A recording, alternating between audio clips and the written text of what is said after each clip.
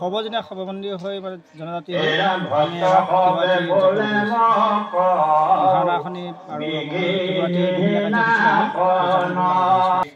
কি ক'লে আমি সকলোৱে একতা হৈ যে শিৱৰাত্ৰি ভাগ পাতিছোঁ এই কথাটো সকলোৱে গম পালেই আমাৰ যথেষ্ট।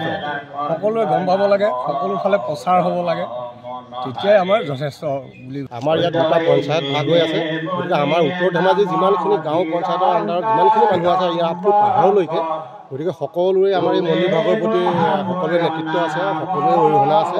যি হয় 2 টকা 1 টকা তেওঁলোকে দান কৰিছে। গতিকে সমূহ ৰাইজ আমি ইয়াৰ পৰা ধৰক মোটামুটি উত্তৰ ধেমাজি পঞ্চায়ত পোৱা হয়, এটা পঞ্চায়ত হ'বলৈ যিমানখিনি মানুহ প্ৰয়োজন সকলো মানুহখিনি আমাৰ এই মন্দিৰ ভাগৰ লগত জড়িত হৈ আছে। এইভাগ মন্দিৰ 1960 চনতে প্ৰতিষ্ঠা হোৱা মন্দিৰ। ইয়াত মানুহ কোনো নাছিল। ইয়াত হাবিজোপা এটা ওপৰত মাজত আছিলে। তাতে এজন মিচিং মানুহে পূজা কৰি আছিল, পূজাৰী। তেখেত বিয়োগ হ'ল।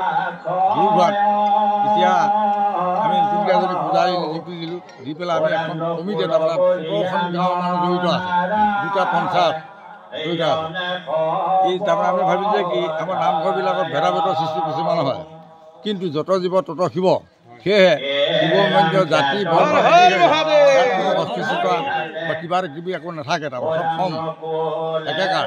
সেয়েহে আমি তাকে লক্ষ্য কৰি মানুহখিনি তাৰমানে সকলো সমিল মিল হৈ মিলিয়াই থাকিবৰ কাৰণে, একতা হ'বৰ কাৰণে আমি এই মন্দিৰ ভাগৰ উজ্জ্বল কামনা কৰি আমি যোৱা বছৰ তেনেকৈ প্ৰাৰ্থনা সভা পতা হ'ল, শিৱ প্ৰাৰ্থনা সভা। শিৱৰাত্ৰি প্ৰতি বছৰ পালন কৰা হয়। কিন্তু এনেধৰণে ভক্তপ্ৰাণ মহাদেৱৰ ভক্তসকলে নাম জ্যেষ্ঠ ভকতসকলৰ নাম প্ৰসংগৰ পিছতে আমি আহি পাইছোঁহি।